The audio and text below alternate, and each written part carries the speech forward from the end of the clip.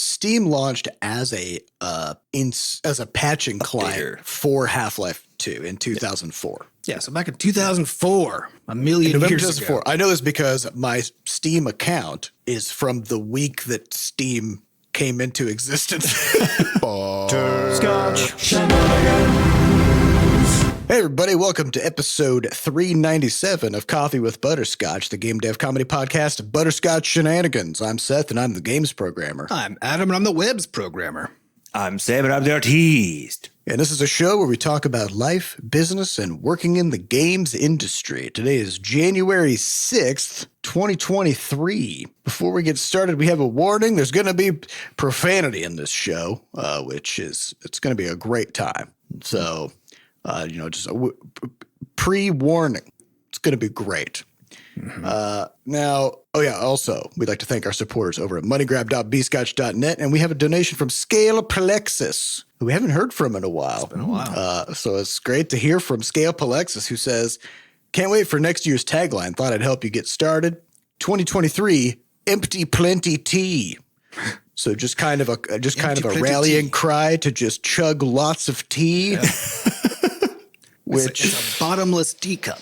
I feel like if you were already doing that, that was already kind of your plan, you know? Mm-hmm. But if you're not, I think it's a tough transition to make, you know? Yeah, I mean, if you depend on something like coffee, if you're a caffeine intake, you do actually have to empty plenty of tea in order to sort of, make an equivalent caffeine. It's like a 4-to-1 or 3-to-1 or something like that. It depends on because some of the teas get pretty up there. That's true. But some of the coffees get even more up there, They get very up there. Yeah. I think there's an overlap in there, depending on what you're into. But yeah, it's on average.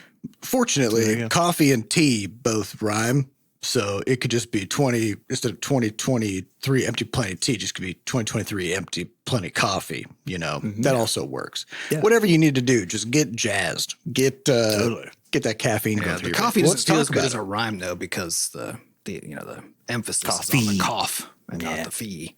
Mm-hmm. So it doesn't feel as good. 2023 empty plenty coffee. How about that? You can put the emphasis wherever you want, this is America. Yep.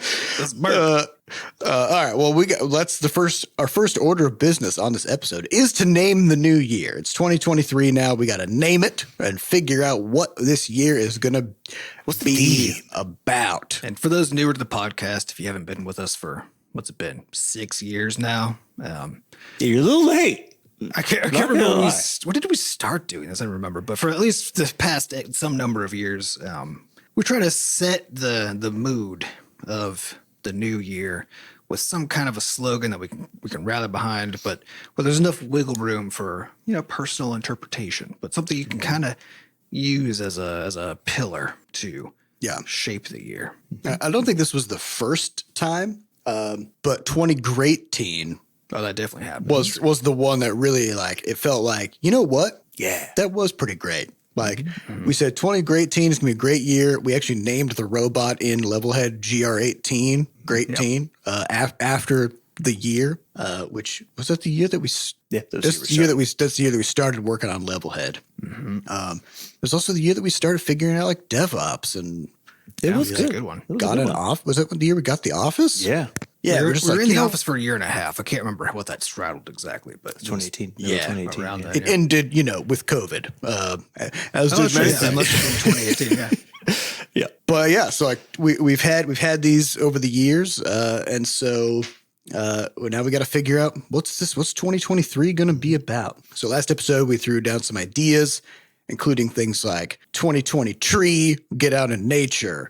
2020p, stay hydrated. Which goes well with the tea one. It does. If you're drinking bottomless tea, it's going to be 2020 tea, 2020p. Stay hydrated, drink lots of tea, keep that stream clear. 2020p tea. Drink so much tea that your pee becomes tea. Yeah, there you go. Yeah. Or 2020 PT. Yeah, get into physical therapy. Take care of that body. Yeah, I went yesterday. It's great. Good stuff. We also got some suggestions from the community, including Beekie Boppaboop suggested 2020B or 2020 key with no further explanation other than that there's no personal interest involved in Beekie? And Really? your key for Beekie Boppaboop. Yeah. Suspicious. 2020B is a good one, though, because it's, either you interpret it as BEE, which is like, hey, let's make sure the bees are good this year. true. Yep. They're having a hard time lately. As are many of us, but let's take care of the bees. Yeah. Or plant some beef Or favored keep- bushes. Or keep some bees. become a beekeeper. A beekeeper. A beekeeper. A beekeeper. Beekeeper. A beekeeper. Just don't be a beekeeper. You know what I mean? Yeah, you don't want to do that. Yeah. Beekeys. Alternatively, Not good don't for. be. Nope. 2020 key, it's just, hey, lock it up, just bunker down, stay hidden from society, build walls, Yep. 2020 fortify key, yourself. don't let anyone in. Yep. That would have been much better for 2020. Although the That's reality true. of the situation We didn't actually know in hasn't advance, though. changed since 2020. So it works this year too. What was the theme of 2020? I can't even remember. 20 plenty. Plenty. There was plenty. Plenty There of was a things lot. did happen. Really too much. Yeah. 20 too much. We've talked is about what how happened. this is a monkey's paw situation most of Yeah, the that's time. why you got to be careful with it. Don't Can't know be what too you're asking specific. Yeah. Yeah. And we also got a note from Just Chris, who said the year should be 2020 release Crashlands 2 because we were hyped for it, which That's a good one. No. is a But I good like it. suggestion, but It's not catchy enough, though. I think is the problem. that's not currently the plan. If Well, it it's a little too changes, specific. we'll let you know. Yeah, and also that it feels like, now correct me if I'm wrong, it feels like that's something that probably only we can do, Yeah. and that it would be it's not hard a for good everybody else. community slogan. It would be hard for everybody else to really. Well, Although, if I've- technically, Yeah, if I've learned anything, everybody else can participate if we do a Kickstarter because the way that you make games faster, right? Because is by getting way more it's people by getting involved. way more people. Yeah, that's my. And spending lots of time doing a media campaign Yeah. and sort of reallocating all your development time into that. All right. So I think where we're landing is we want to do 20 Jubilee. Okay. Now, one downside of 20 Jubilee, it doesn't have a 2020 something in it. So it's a little bit harder to parse as the year, But I think it's got a good message, which is what's a Jubilee? A Jubilee is a forgiveness of debts. Okay. I believe the original concept was it was like, I don't know, every 7 years or something. All debts are wiped clean. As it turns out, that causes most financial markets and society to sort of collapse and cease to function. We wouldn't know anything about that, would we? Everybody No. in the world right now. So you can't really just take out loans and then just suddenly wipe the debt clean and just say like, I'm not paying this back anymore because it's that's called Jubilee. bankruptcy. It's not usually very good for you. Yeah. But what's the real idea behind 20 Jubilee? It's stay ahead of it. Getting rid of baggage. Get rid of your baggage. Any problems that you think might be coming down the road that you actually have the capability of staying ahead of, stay ahead of it. I have a story from a while ago. Get rid of Which tech I debt. did. Don't accumulate it. Yeah, which I did talk about on the podcast, which was my hypersensitive tooth that I had from a long time. I stopped drinking hot things. I stopped eating cold things, etc., because my tooth just hurt for a long time, and I just ignored it. I could have pushed to go to the dentist and get it fixed or whatever, but I didn't. I was just like, I'll put up with this, right? And then one day, my tooth decided, well, it's time. And then it was just searing nonstop pain for days and days. And I was driving around town in a cold sweat, screaming, trying to find someone who would do a root canal, like Right now. on Right the now. spot. Like, And come to oh my boy. car. Just rip this root thing out by his roots. Yeah. And oh boy. So that was a couple of the worst days of my life. All because I had a problem that I just decided it was too, it was just too inconvenient to deal with it. up front. And this is the same like Adam was talking about, the idea of tech debt. So we just saw Southwest Airlines completely implode, which Adam, I think you know some stuff about if you want to talk about like what happened with Southwest Airlines. I was reading about it to get a sense of it because my wife and I like always take Southwest everywhere because it's just we're always like, oh, Southwest is great. Cheap, fast, easy.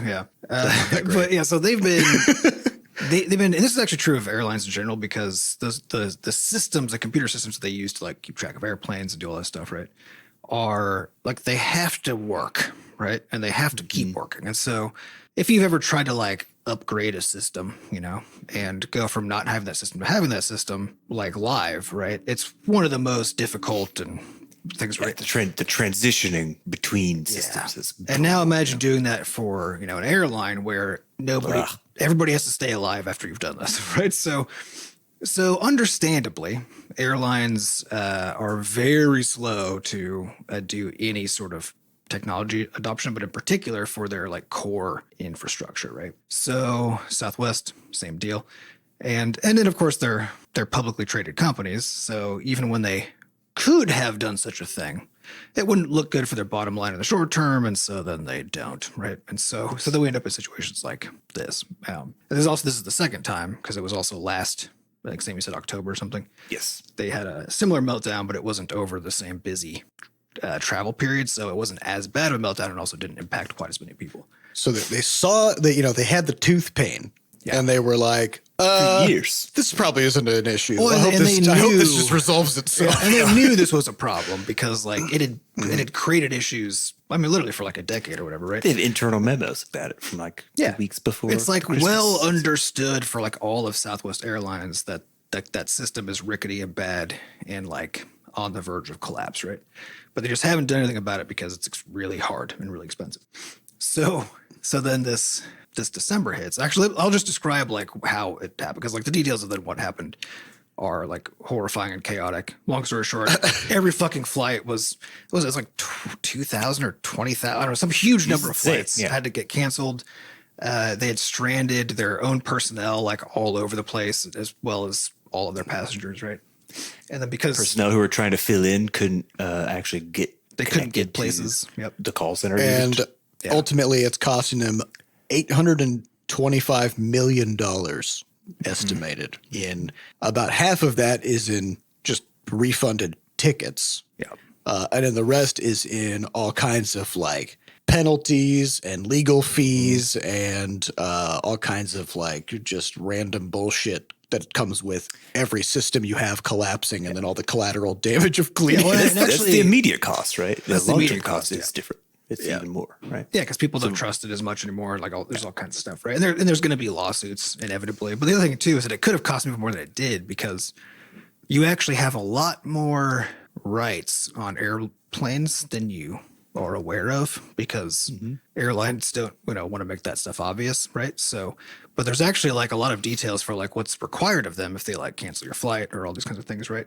And of course, if you agree to do something else, then no, they don't have to, right? But if people had gotten for the maximum, like basically recovery from all the stuff that happened, like they probably would have destroyed the company completely, I would bet. So anyway, so what happens? So here's the structure. So how did it go down? System, right? And the long story short is they have no slack, but here's why. Here's the design of the system. So all the other airlines basically operate on a hub and spoke model where they have their main hubs, like the huge airports, right? And they tend to fly between hubs or from a hub to a small airport back to another hub, right? And the nice part about this model is that at the hubs, there are lots of pilots, lots of airline steward staff, like everybody's there, and lots of airplanes, right? So it's a problem if the hub gets hit, right? Which we see all the time with like Chicago, like right? a blizzard, like a blizzard, right? Yeah, and you can see that then cascade through the whole network and like kind of fuck everything up, right? And so that's why you'll be like, oh, I need to go to. You're traveling somewhere the weather's totally fine, but you can't because Chicago had a blizzard, right? So, so that's also a fragile system, but it can recover really quickly, right? It's like as soon as the blizzard is gone, they got 1 million airplanes, they got 1 million personnel, right? And so they can really quickly recover.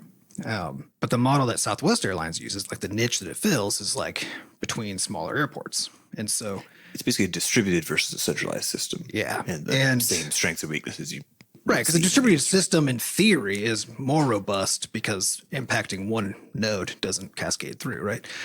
And that could be true. That would be true. if you manage those resources appropriately, right? So if the resources could self-allocate to resolve Right. issues in other nodes. because if they can't, then it's actually just as fragile anyway, because it's still something breaking one place eventually cascades through the whole. Well, it's not even just as fragile. It's far worse. Well, yeah, it's a lot worse. Yeah, when it does hit that point where like it breaks, then it like really, really breaks. And so because all these airplanes are like all over the place, and there aren't a lot of like extra pilots, extra airplanes, there are extra staff around. Then so like what happens if this plane gets stuck here and it's the only one, right? But it can leave 7 hours later, except 7 hours later, the only staff you had were the ones on that plane, and they've already worked their full shift, and by union rules, they can't work until the next day, right?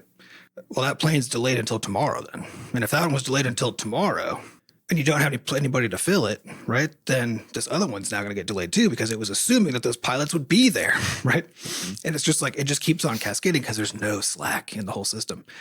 But the reason that they couldn't self-heal as a system was because the scheduling tool that they use to figure out like where their planes and their pilots and their staff are, right, is just assumes that they are where the schedule says they're supposed to be.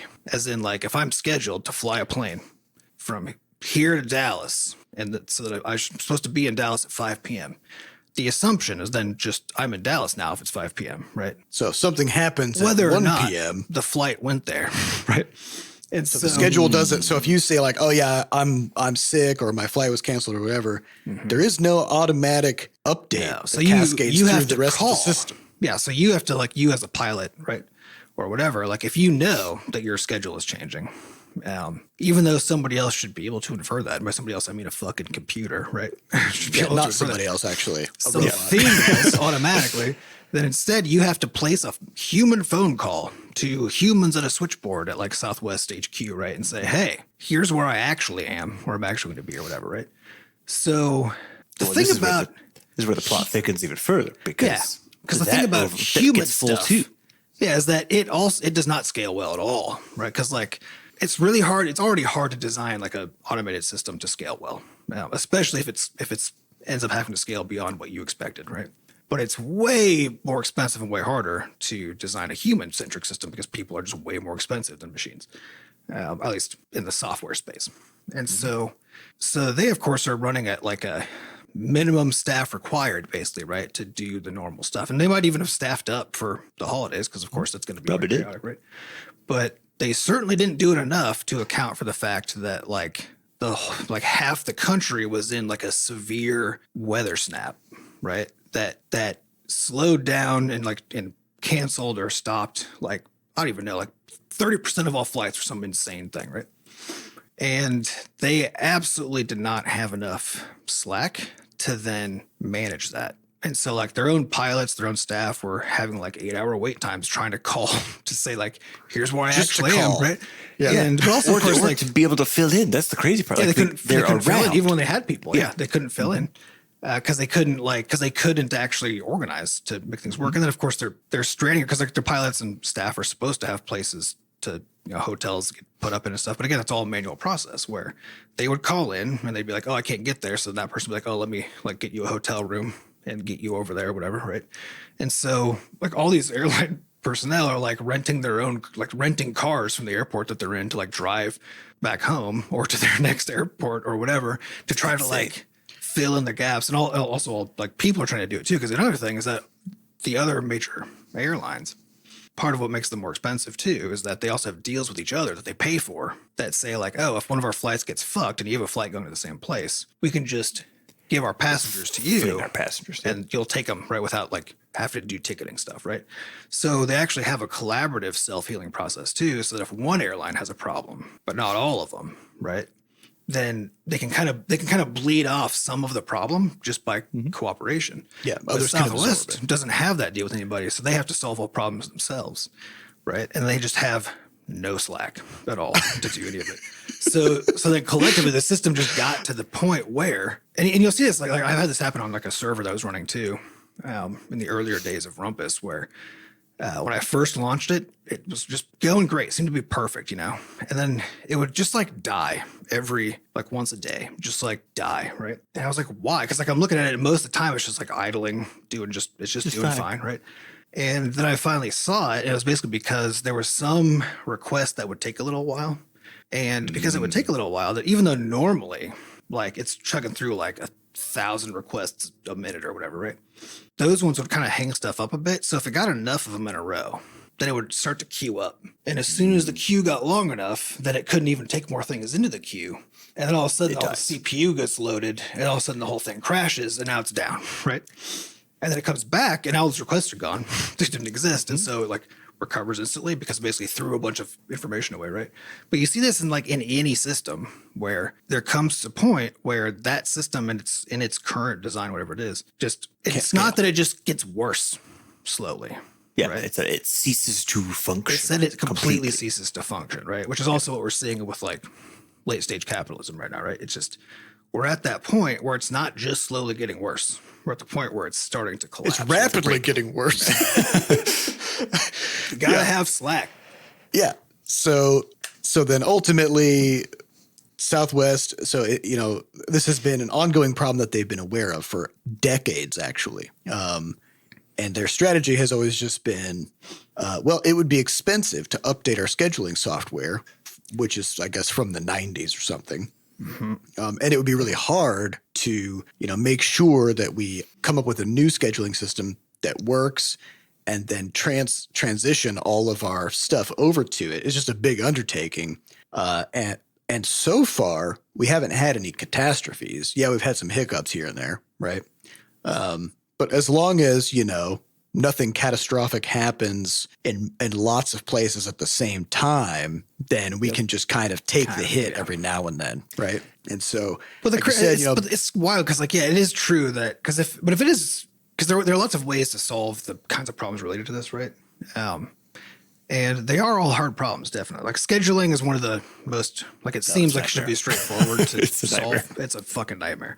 So it's difficult because of all the mutual exclusions and it's really hard. The sequential dependencies of everything. Yeah. But if you already have a system that's made up of people doing manual stuff, right, then that works as a fallback for even a pretty shitty automatic system. You know what I mean? Like a shitty automatic system that does most of it right, and then just fucks up now and then, or just can't handle some edge cases or whatever, right?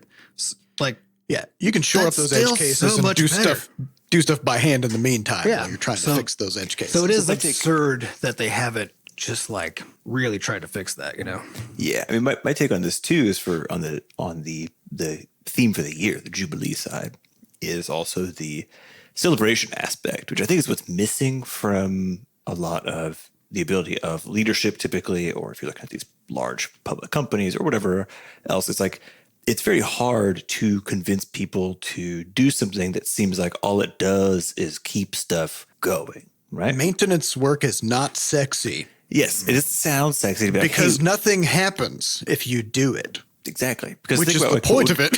Yeah, what would likely happen in the case of Southwest had they undergone this actual internal transformation from this tech standpoint, right? It might be the case that they would have had to say okay, you know what, we're going to not book any flights on this particular day so that we can have the whole system be full. It's a zany system.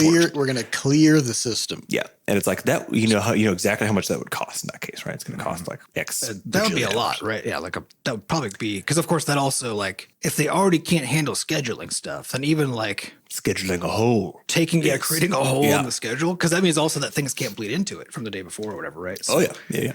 So you have a very challenging. Investors would hate it. Yeah, investors hate it. But I think also, when you come to how you're selling the idea of what this is, I think part of the problem is that people typically look at it as keeping things going, as opposed to envisioning and describing the catastrophe, and then describing how this is going to result in that not happening. Because I think it's part of it. It's you're missing the catastrophe piece of it if all you're saying is maintenance is, in the case maintenance is boring work, right? But it's not actually, if you frame it in terms of what will happen in the case of the maintenance not being done. So for example, if you could have pitched this hey, we need to do this tech thing, and everyone's yeah, but this is working fine. It's working. No, this is working fine. It's No, I want you to imagine a scenario which, is extremely likely based on the increasing amount of climate change stuff that we've been under. We've already seen more cancellations this past year, and we know people are going to be traveling a lot over the holidays. It's highly likely we're going to have basically a system stall point where everything breaks down. Collapse. Yeah. If we do, even if it just happens for 3 or 4 or 5 days,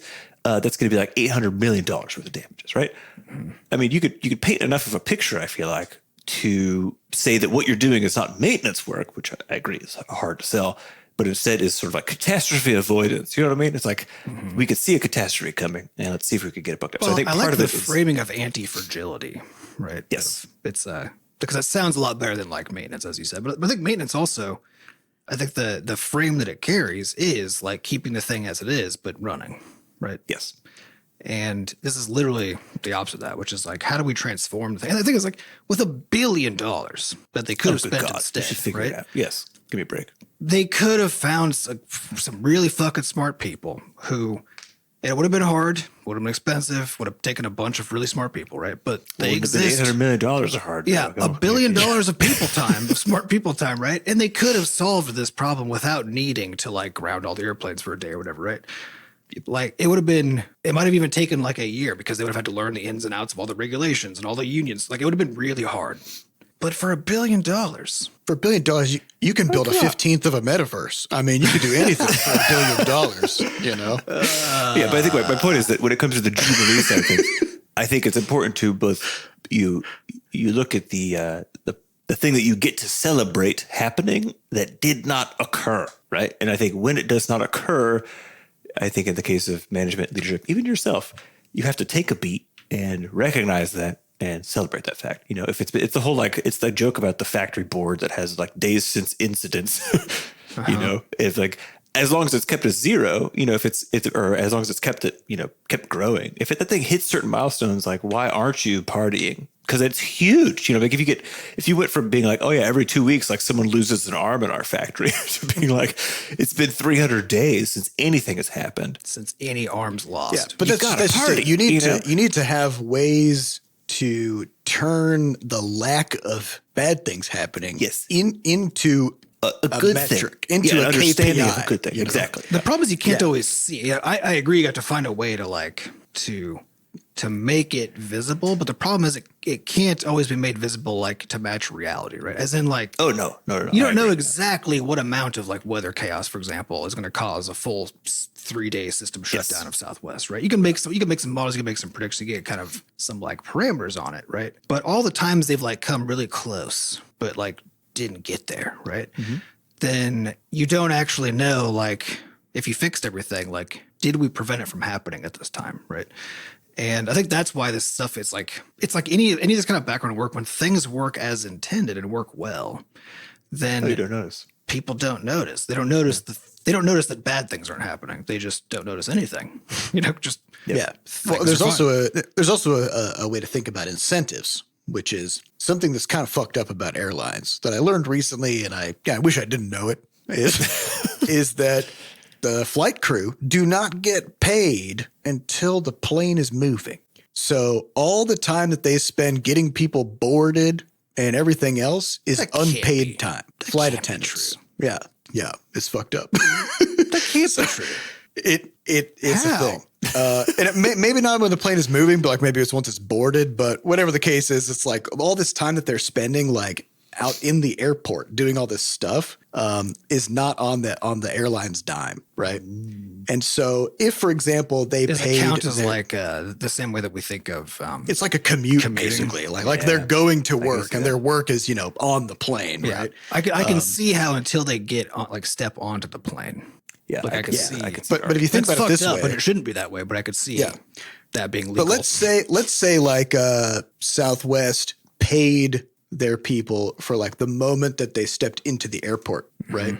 And all the time that they spent like getting from flight to flight. And if there was a delay and they had to wait, 3 extra hours just in the airport for their flight crew or whatever, they had to pay them for that entire duration.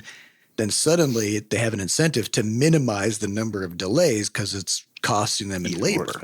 But instead they've set it up where they actually doesn't cost the airline anything. They just offloaded the cost onto their employees to just wait around. I mean, it's this common theme that we come to again and again, and it's true in game design. It's true in design of any system, which is if you don't design the incentive structure to match the desired outcome, you just get a different outcome. You get the one that matches the incentive structure that's in there, not the one that you're wanting, right? And you just see that if you just look at any broken system and then do an incentives analysis and figure out what are people encouraged to do by how the system? What are the costs? Designed, right? What are the benefits? Yeah, you'll see that's what's happening. That's exactly what's happening. Just what's happening. It's a question of who eats the cost is usually just a really good focusing one, right? Because in most cases where you have these systematic breakdowns where companies don't care about particular things, it seems crazy for them to not care about. It's usually because they've just offloaded the cost. Yeah, they've offloaded the costs either to like the cities that they are in, the people who work for them, or some other entity entirely, right? So it's just sideways. Yeah. So that's what we want to think about. All these things coming into this upcoming year is as you're thinking about your life and your work and all the things that you're just going through, the things that you're trying to achieve. Maybe you're in school, maybe you're having kids, maybe you're getting a new job, maybe you just want to do better at stuff that you're already doing. Or just have a better time, or you got some health stuff that you want to, work on. All this stuff is really contingent upon paying close attention to what is actually happening and what are the probable failure points. How are things set up such that you've actually only made it as far as you have because of luck, like Southwest Airlines, and that you've actually, in some cases, made some decisions or set some things up for yourself such that if just a few things go sideways, then the way that you've been doing things will not handle it well at all, right? So, in our case, we're doing a lot of work on tech debt and developing better tools to cover a lot of the kinds of failures in production processes and systems that we have in our studio. We actually had some pretty big conversations this week about some new production tools that we want to start working on. But it's all that kind of stuff of recognizing when you start hitting recurring problems and realizing that might actually be the easiest to handle and lightest version of that problem. And if things went a little bit differently, that may have been a fucking huge problem, right? And just trying to expand your awareness this year and doing what you can to take the time to think about shoring those things up for yourself in whatever way is feasible for you. Because of course you can't do this with everything, right? You can't control everything. And all of these things have a cost, taking the time to develop these solutions or making changes to things. There's not infinite time and you've got a triage, right? You can't do what Southwest did, where they just fucking didn't, right? They had so many internal memos for so long talking about how if this goes sideways, it's going to be real bad. But all their incentives had been set up such that, if they spent the money on this and then nothing happens, then people would be like, why the fuck do we spend all this money on this scheduling thing? We don't have any scheduling problems, as opposed to it's great that we spent all this money on this scheduling thing because now we don't have any scheduling problems. You got to make sure that you frame it well and that you set up the incentives well so that your success in staying ahead of these things is noticeable and obvious. Yeah, but clearing most kinds of debt, technical debt, emotional debt, any of these things. It is true that it prevents these big explosions, right? And that's what people focus on. But it's also true that it just makes every moment better too. Because if pilots of Southwest didn't have to call every time something went slightly awry, didn't have to call a person and wait a while until they could get it sorted out manually, right? Every moment of their work lives would be easier to manage and better, right? And so you can convert most of these things into how does this impact what your day would have been like even outside of disasters, right? And I think that's the thing, as a person who really focuses on tools development, that's what I always think about is optimizing for the moment to moment actual experience of living, working, whatever, right? And doing things that make those moments just always better. Because in doing that, even if the focus is on trying to prevent some really huge disaster, you're just making everything better. Because like otherwise, everything is just a really long form, slow disaster. You know, where it's just you're just accumulating kind of shitty stuff. Wasting 10,000 pilots' time every single day is also gross. Yeah, you know, it's not good. Can we not do that too? It's not good at all. Yeah, so kind of 10 minutes doesn't matter. No matter how small. Yeah, no matter how small the seeming annoyance is, you know, it's if it makes every day a little better. And people like focus on, well, how much time does it save though? Who cares? It's not about time. It's about your actual experience of quality of life doing stuff. Yeah, it's about quality of life. So like, what can you do? You know? Yeah, I was listening to. We should also say if you have the power to forgive other people's debts, then you should also definitely do that. Yeah, just therapy. Just like even if it's something as simple as a grudge, which is just a debt, right? It's not good for you. A grudge is you just being like, I'm gonna spend some of my precious cognitive power. I'm gonna spend precious time and brain power just like being mad at this person and thinking about this person. That doesn't mean you have to like them. Doesn't mean you have to forgive whatever happened, but it'll still be good if you could find a way to. Because it has happened, right? It's a sunk cost. Everything going forward will not undo whatever that grudge is about, right? Because that's a thing that happened. Just clear it, get it. I say might take some therapy, might take some other things. It's a lot of hard work. That's the thing with all these; they're all a lot of hard clearing work. Debts that's why we has don't a cost. do it. Yeah. Well, do you guys want to get into a question or two to round out the first episode we are recording in 2023? Mm-hmm. Yeah. These questions come from our listeners over at podcast.bscotch.net, and the highest upvoted question comes from inside the house, BscotchKarl.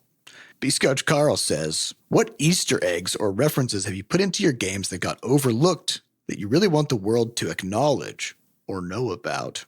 Ooh. I probably don't remember most of them at this point. The only one I really remember is the gnomes in Crashlands, which were in homage to Half-Life 2. Yeah. Which really was an homage to Adam's playthrough of Half, because you were the one who actually did the gnome run. Because there was an achievement and so Half-Life 2 came out. That was when Steam launched?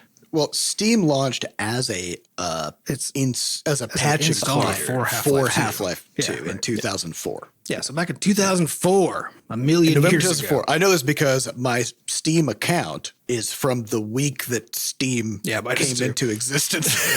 November 2004. And so I'd already played Half-Life 2 all the way through. I just fucking loved it. It's one of my favorite games of all time. I haven't played it recently enough to know if that's still true, but I replayed it probably like 6 years ago or something, and it was still fucking still holds up. So good. But yeah, so I'd played through, and I saw, and and this was like Steam had achievements, like all these kinds of things were like new to this ecosystem. And so that was still when achievements were fun. And so I was like trying to completionist through them, Mm-hmm. And one of them was just called Little Rocket Man. And it's basically, it's just like carry the gnome, it's like launch the gnome in the rocket or whatever, right? It's like the very end of the game, very, very end. There's a rocket that you shoot up or that you launch, like that's it, right? But the very, very beginning of the game, if you look under, I think it's like a bed or something, like a cot or something. If you look under it, there's a little gnome, like a statue, like a lawn gnome under there. It's like pretty good size, like a 2 foot tall kind of a deal, you know. And you could pick it up because that was the first game where you could just like pick everything up. It was one of the first mainstream games that had physics, like a physics engine where objects actually could like roll around and had like weight to them and stuff like that. I mean, it literally changed the landscape of games, right? Yeah. And so we just you would if you were there around at that time, you would just pick up stuff for fun because you were like, what the fuck? I can just pick this up. I can just carry this gnome around. And then they introduced the graph gun. Like the whole game is basically just playing with physics, right? But anyway, so you pick up this gnome and it occludes a lot of your view because it's pretty big. And while you're holding it, you can't. You can run. You got a gun. You can walk, but all your weapons are stowed. And so, if an explosion goes off near it and it's on the ground, it'll get flung. Yep. And there are parts of the game where you're like in a little buggy, right? And there's not like a place to put the gnome, right? So you have to like kind of try to bounce, and it's physics, right? So you have to like try to bounce it on the back or like somewhere, Wedge and it then into drive, and then it'll nook. fall off after a while, It's like it's this bizarre experience of like trying to keep track and like carry this gnome through these just wild circumstances. Like the ant lion play, like there's just like so much happening. You're just like wielding this gnome the whole time, which was also very fun and hilarious of an experience. And so I did it. It's probably the only like truly hard achievement that I actually like have done in a game and like really wanted to do, and then was so pumped when I finished it. Because the very end you just like put him in the top capsule of the rocket. Yep. And it was like, oh, achievement unlocked. But it was a blast. But yeah, so that gnome, like, not many people have like done that for obvious reasons. But I think I didn't even really know, like I had seen it, but it wasn't until I saw an article on something that somebody was describing their experience trying to do it. And I was like, oh, I need to do this, This just seems fun. Yeah. So kind of everybody who was into Half-Life 2 knew about it. And so the gnome has then been this kind of like, it's kind of a deep cut, like video game thing. It's a real deep cut, yeah. But not as deep as it could have been, but still pretty deep cut. And so we were like, oh, what if we have gnomes that like we find something you can do with them, like at the end of the game, but we don't draw attention to them. They're just there. Yeah, development was challenging enough that we actually couldn't figure out. We had a lot of discussions about potentially what to do with the gnomes. There's 5 of them, I believe. There's 5 gnomes. One in space that starts on the ship, which you can pick up or not. A lot of people don't. They're called genomes because, like in Half-Life 2, there's the G-Man. Yeah. Right. Yeah. So it's the genome. Yeah. So the idea was that once you get all of them, that we were going to do something, but then we didn't have time to actually do that. So that's like a failed Easter egg. I guess. They're all in there. They're all in there. You can find them. Yeah, well, we didn't have a robust enough, content development pipeline in Crashlands to make it possible to easily like add some new. Like we talked about, like, oh man, what if there was a place in the world, that you had to just like kind of come across, right? Yeah, that you had to place each of the gnomes in a specific spot, and then like it would summon some kind of a giant gnome demon thing. We had ideas like that, but then like we talked about it in these past few months on the podcast, every problem was a programmer problem. Yeah. And we didn't have a no code content delivery system, and as a result, and also we didn't have QA. So most of my time leading up toward launch was just fixing bugs. Just all I was doing was fixing bugs and trying not to introduce more in the process of fixing and for the 6 weeks post-launch, also fixing bugs. Yep. And so the idea of like pausing that to add some kind of a gnome demon thing that like 0.01% of players might ever even know about, it was like, no, I think I can do that. My favorite not Easter egg that I read, some people thought was Easter egg, is in the original Crashlands. There's a boss in the second bio who is like spookily described by the Brubus aliens who live there, and they're terrified of it. And then they like never speak its name. And then finally they reveal its name, and its name is Jessica, which we thought was just hilarious. And they're all Jessica's commenting about how horrible of a sound it is. Like the name is just like an evil sounding set horrifying of noises. Alien strange name. Because the Brubus have all sorts of insane names. We thought it was a funny, basically joke and commentary on the fact that you use different sounding languages. Because like obviously like Jessica as a name is like it's just a regular name. Regular pretty name. It's fine. We have it's a great name. We have no opinions that was about the joke, but people didn't understand that was the joke. Yeah, so it's nice. There was a thread where people were like, "Is there some like ex-girlfriend here of one of these developers? It's this indie studio that was like so weird." And I was like, "Oh, damn it! Like, no, you guys, it's fun. It's just fun. It's not like a weird. It's just that was the joke. It was like it's just a regular ass name. Yep. Yes, it's like when you have a dog named George. That's just hilarious because dogs aren't supposed to be named George. Yeah. I mean, we could have named it Steve or Harold or like it could have been. We just wanted it to be like a name that most of the people playing our games would just understand is just like a very common, unassuming name, right? So, as opposed to like Voldemort, which is clearly a name that's like already set up to kind of sound evil, So, all right, let's hit one last quick question. Let's do it.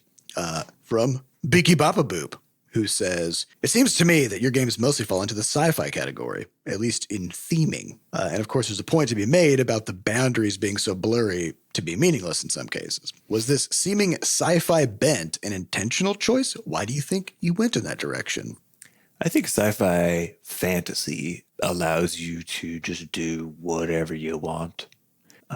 And so I think given where, especially on the art side, where our capabilities started, which was not, I wouldn't say I had a lot of control early on in terms of like what was going to come out. And so I think that meant that being able to have super hard-edged, tech stuff in the cases where that was kind of what came out, and then also having really strange, fantastical creatures in the cases where that came out. Nothing was very much trying to be anything, and so I think naturally that lends itself to a more fantastical sort of a bent in terms of the stuff that gets made. I think I'm gonna make a statement here that's very broad, which is video games are inherently sci-fi fantasy.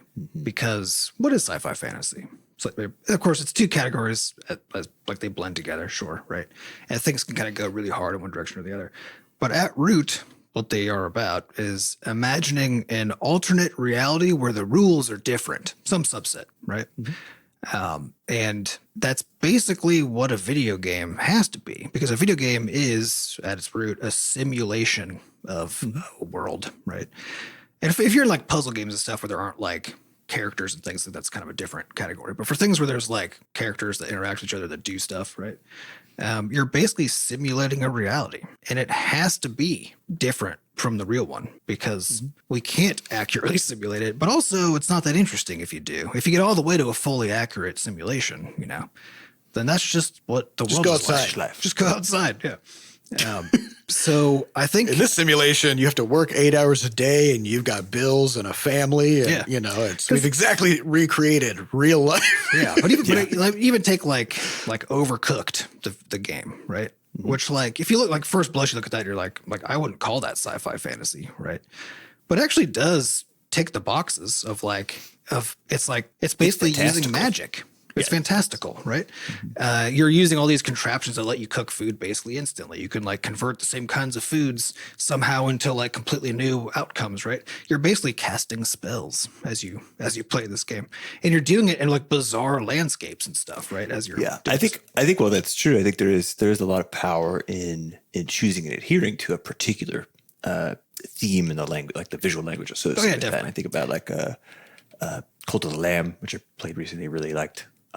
Hades. There's a lot of these where I think the challenging part about the theme, choosing a theme, is basically a resonance problem. And you see this like there's typically like a zeitgeist thing going on where for a while there was like just a shitload of pirate games. You guys remember that? There's like 4 years just pirates. Yep. Everyone was doing pirates, and then it was zombies for about 5 years, and then it was pirates for a few more years. And we're still in the zombie tail where that just keeps on. And there is that game called Space Pirates and Zombies, which kind of came out around the sort of Venn diagram midpoint of those two trends. Yeah, and there's like a vampires theme that you can run with. So there's I think there's a lot of excitement or Vikings. Like Vikings, I feel like were a big thing for a bit. I think the challenge is that some of those themes they have a long last. The reason they're interesting is because they constrain your focus a little bit, but they also give you an audience to start with, right? People who show up to buy a game know that they like sci-fi or that they like, Hogwarts style, like magical land stuff or whatever. And so you're kind of picking an audience who naturally seems like maybe they either fit thematically or where the contrast between some of the themes that you're picking creates a lot of interest, sort of no matter what. And so I think for a while now that I feel like I can actually do specific things on purpose when I'm making art, I have wanted to have something that's a bit more hard themed, because I think it's interesting to explore what happens in those spaces where you have a game design that meets up against a theme, and because you basically have to interpret certain parts of a game through the theme you've chosen. So in the case like V Rising, which is vampires, but survival crafting is like, what does a vampire need to do to survive? It's like, well, you got to dodge sunlight, and you got to not get hit by silver, and you got to drink blood.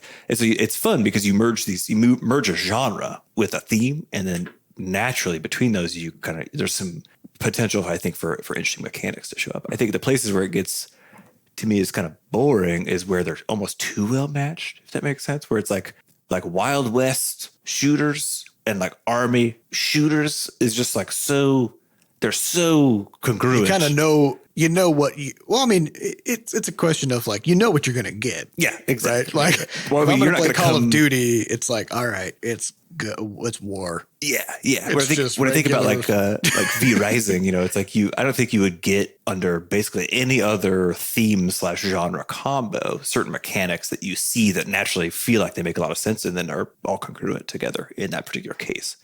Like hunting down entities in the world and like drinking their blood.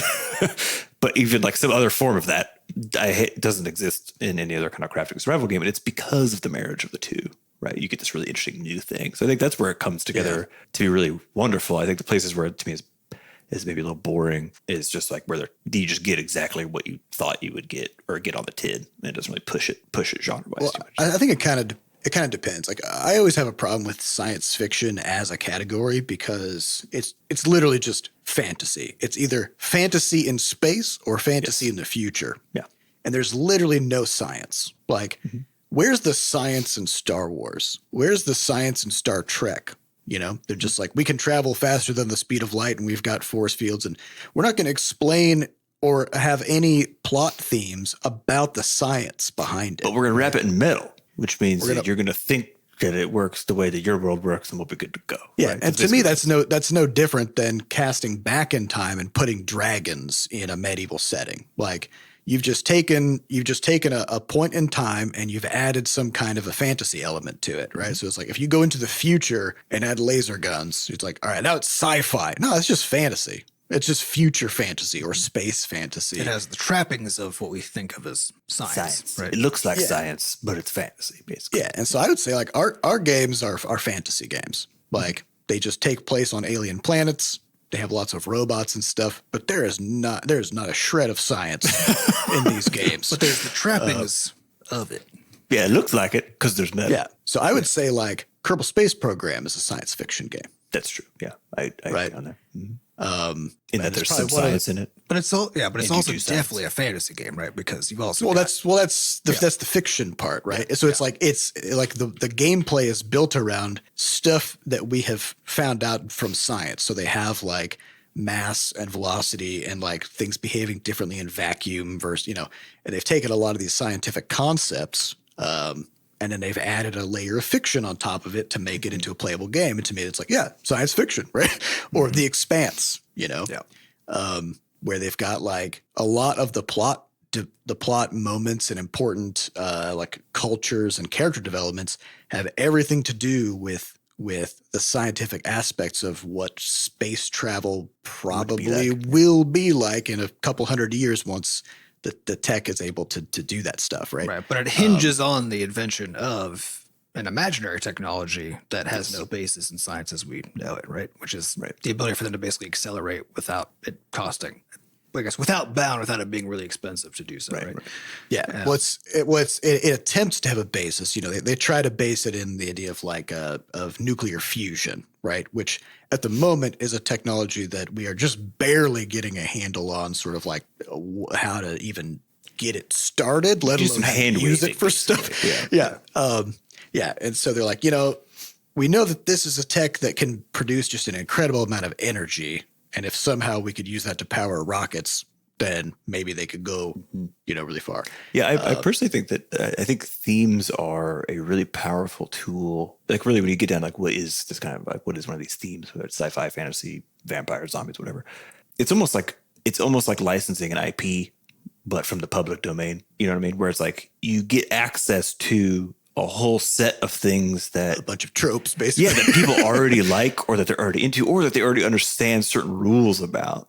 Yeah, which can make them it sets way more the excited. Buy-in and the expectations, right? Because like the fact that when I was playing V Rising, and like I killed some bandit or something, and I was just picking up the loot, because like you usually do, and all of a sudden I just started to like be like burning, and I was like, what the fuck is going on? And then I saw some message somewhere that said something about like silver damage, or I can't remember what it was, right? But I opened up my inventory and I just picked up his silver coins, right? But because they were in my inventory, they were burning me because I'm a vampire, right?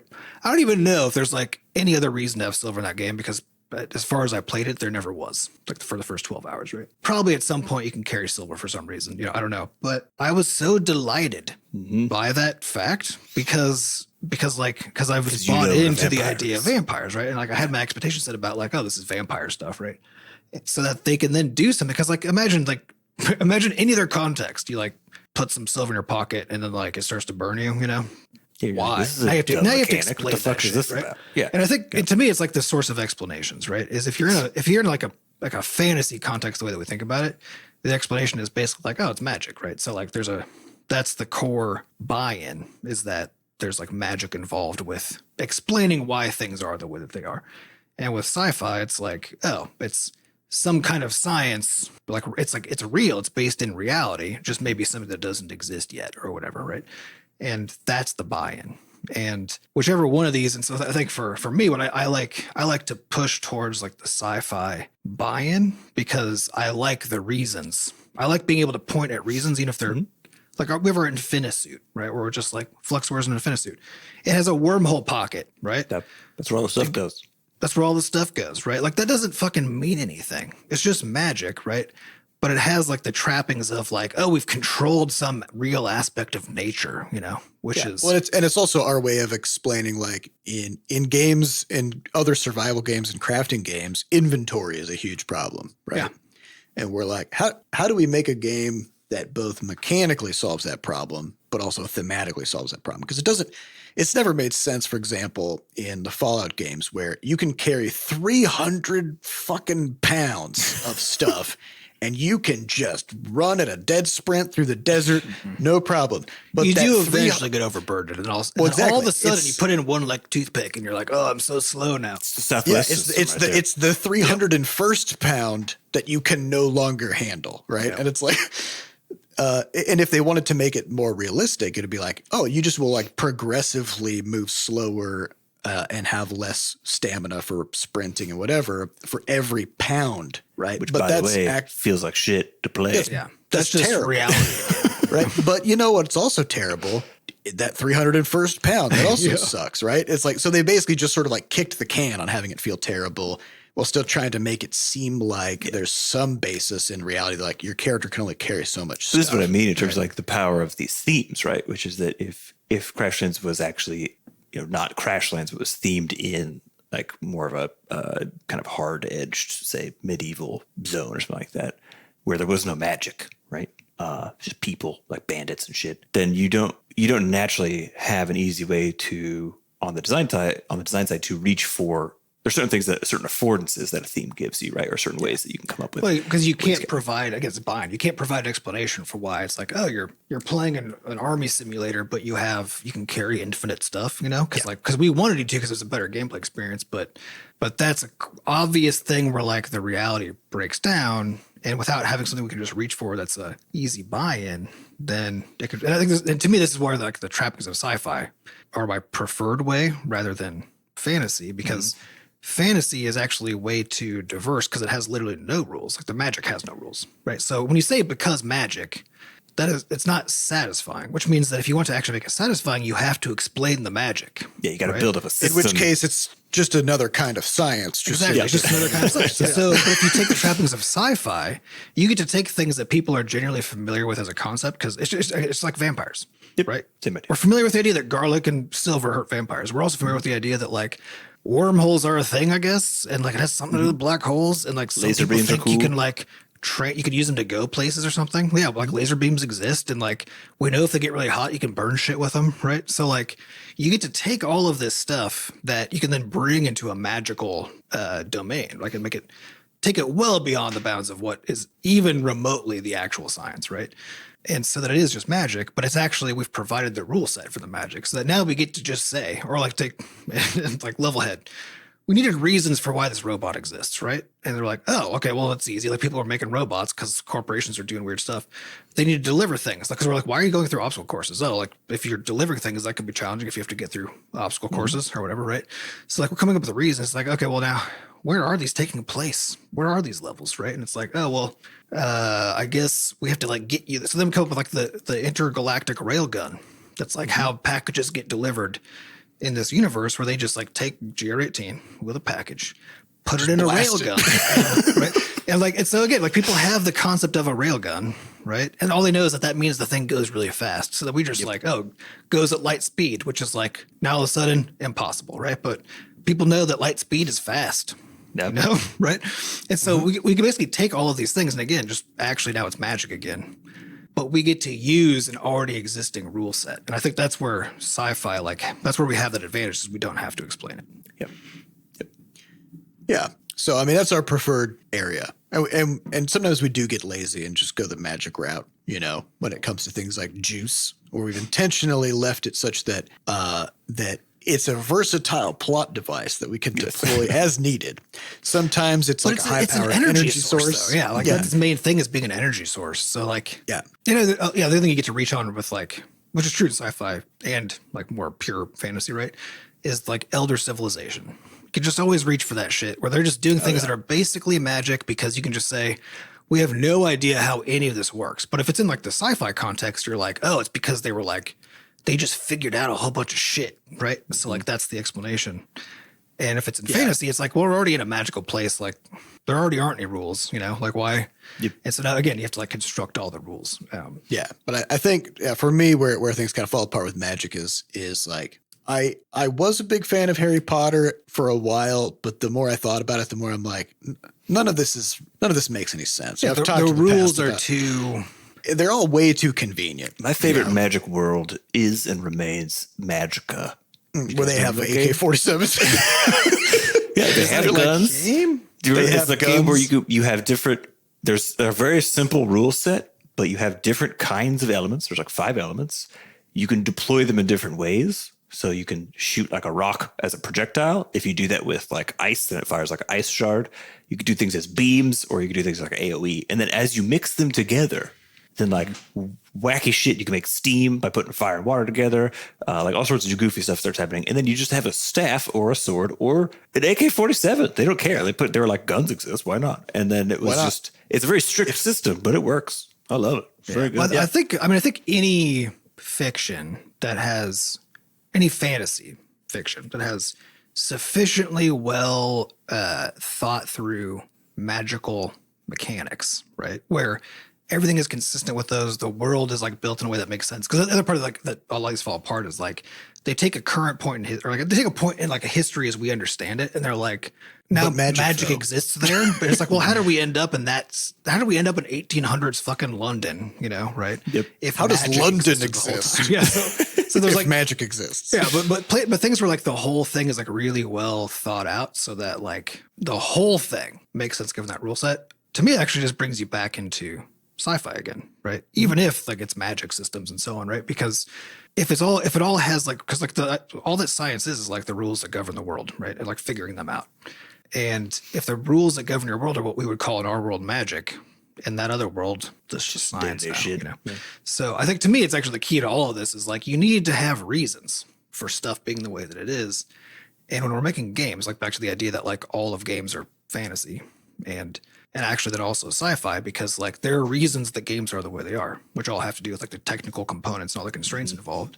And as Sam, as you said, if we can then add cheap and effective buy-in by adding more trappings from some like well-established rule system, basically of magic or sci-fi or whatever, then we don't have to explain. No.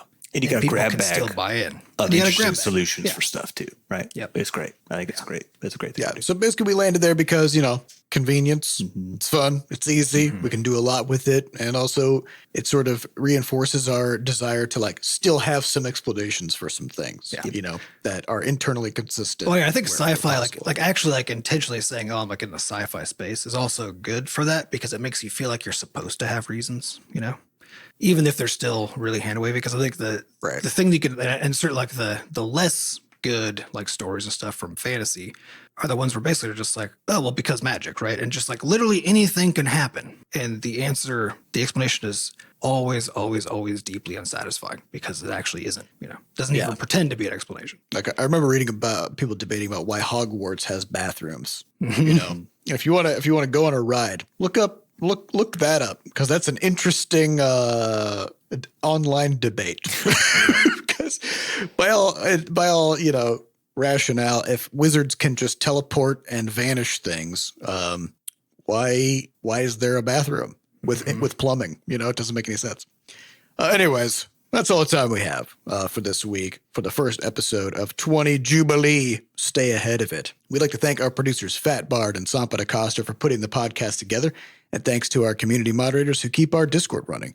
To get more involved in the Butterscotch community, just go to podcast.bscotch.net, where we have links to the Discord, a way for you to donate, and links to the podcast archives. Thank you all for listening, and we'll see you next week. Goodbye.